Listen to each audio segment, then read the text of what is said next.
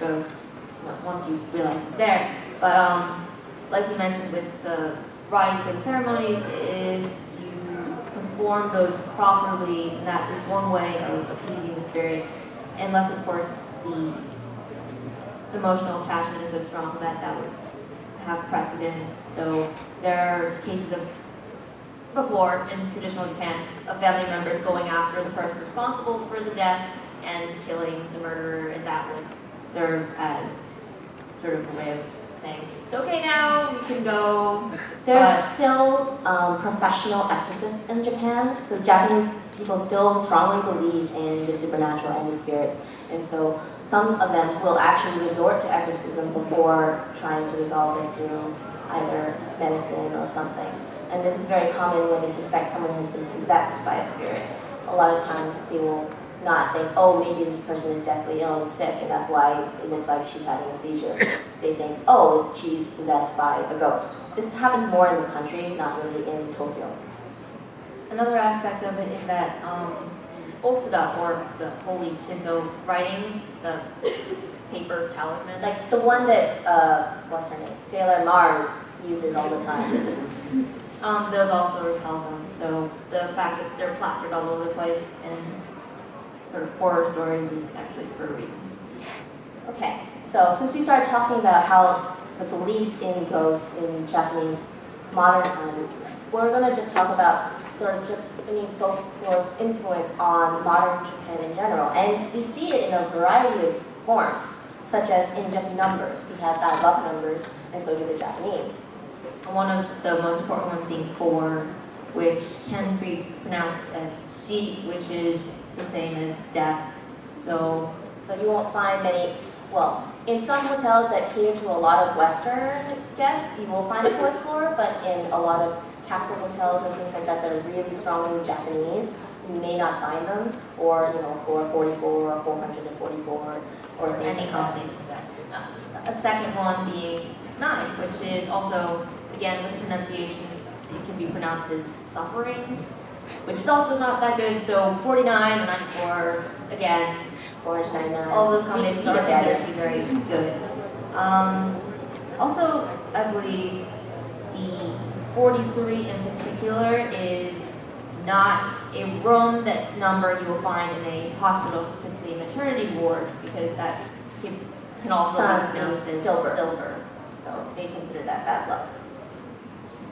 So we've seen this in anime a lot, when someone gets talked about, that person sneezes, and this is definitely something that the Japanese believe. The general rule of thumb, and sometimes anime changes it around, but the general rule of thumb is if you sneeze once, someone is talking well about you. If you sneeze twice, the opposite is true. You sneeze 3 times, someone is in love with you. You sneeze 4, you have a cold.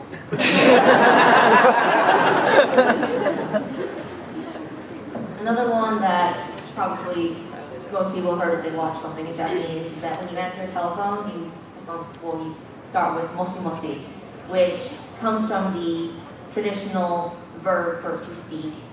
And you say this twice because it's believed a spirit or a demon will not be able to say it twice. So if they say it once, then you should probably hang up. Okay. We mentioned that there are a lot of evil women. There's a lot of evil female yokai, but women in general are bad luck. Well, certain women. I mean, there's a reason why the ghost in horror films is always a woman. Because the idea of hell hath no fury, like a woman scorned, the Japanese take it very seriously. There's actually a legend known as the Hinoi Uma, which is the year of the fire horse, and it's something that happens in the Chinese zodiac. It's a phenomenon that happens specifically once every 60 years. The last one being 1966, the next one being 2026, whoever wants to make a note of it. And it's believed that women born in the year of the fire horse are really, really, really bad luck. They bring misfortune to their families and to everyone who associates with them. Especially whoever, poor soul, marries this fire horse woman. Now, whether or not they strongly believe in this is up to you to interpret, but in 1966, we do know for a record there was a sharp decrease in birth rate and a large increase in induced abortions. Because at that point they couldn't determine the gender of the child. Yeah. reliably. Determined, yes. Now, aside from the fire horse woman, which may not apply to you if you weren't born in 1966 and you're not going to have a child in 2026, women in general are things that you should treat very delicately, especially their feelings. And this is shown most prominently in Shinto-style weddings, where this is the standard traditional garb that a Japanese woman would wear during a Shinto-style wedding. And you might see the headdress. It's actually specifically for hiding the horns of jealousy. Because if you marry a woman that you can see her face, maybe you want to change your mind if you see that ugly side of her. But if you betray this woman, it's also believed that the horns of jealousy will get out of control and turn her into an oni herself. The other superstitions that sort of serve to protect you against yokai or yude include things like whistling if you whistle at night, for instance, it's believed that you'll be visited by a yude or a snake. Either one. I mean, I'm sure one is worse than the other, but it depends.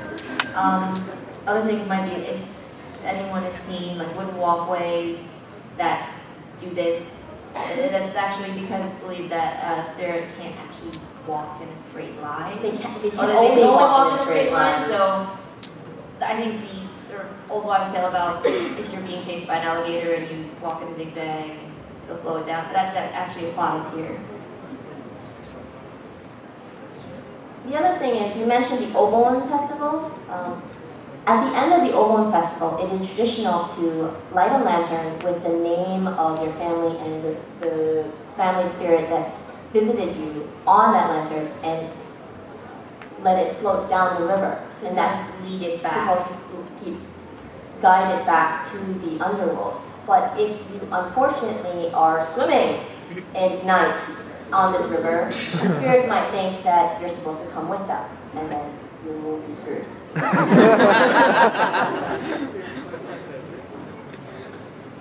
Now, there's a lot of locations that are considered haunted or associated with a lot of supernatural presences. We can't talk about them all, so we're going to focus on the most famous ones in the capital city, Tokyo. The first one is Shirogane Tunnel, which is supposedly where Shinigami, or gods of death, used to navigate between the world of the dead and here. Now, this tunnel is in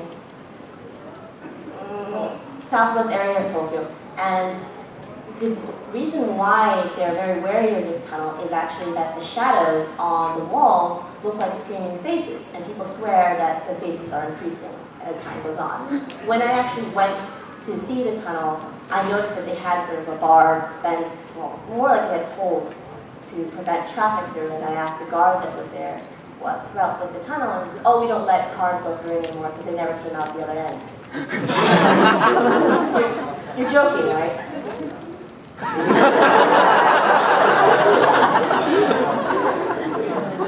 Another building that is rumored to be haunted is actually not there anymore, but, well, it's not used as a hotel anymore. At the time it was, and it's known as Weekly Mansion Akasaka, building number 1.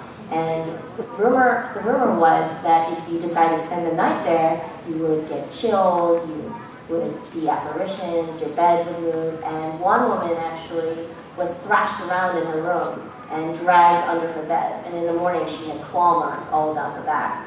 So after, thousands of complaints, they decided to close the hotel down.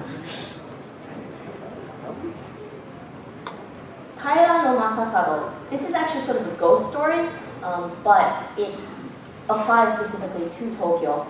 Taira no Masakado was a general during the 10th century, and unfortunately he was defeated. So, as is customary when a samurai is defeated, they take his head off because that's sort of the form of trophy that the victor wants. But people got freaked out about this head because it didn't decay at all, ever. So they were like, oh, this is something bad. My spidey sense is tingling and all that. So they buried it and put up a gravestone shrine to commemorate him, etc. And they also made him emperor for a short period of time while he was still dead. Saying sorry that you got decapitated, but just don't be mad. But his grave was in the Otemachi ward of Tokyo, and that was a really choice ground at the time. And the finance ministry in the early 20th century tried to build their building on his site. So they took down his grave, and they built the building right on top of it. Over a dozen officials of the finance ministry died months after they finished the building. And the building burned down, and they put it back up, and it burned down. So eventually they were like, this is not a good idea. So they moved their building, they put his grave back up, and every single member of the finance ministry makes sure to go to that grave and say, I'm so sorry. Taira no Masakado apparently has an online resume of all the things he's responsible for. So you feel free to look it up somewhere. Lastly, the Sunshine 60 building. This was actually the first building that people claimed they saw shitogama, or the glowing balls of light associated with ghosts. And it was also associated with death because, strangely, especially shortly after the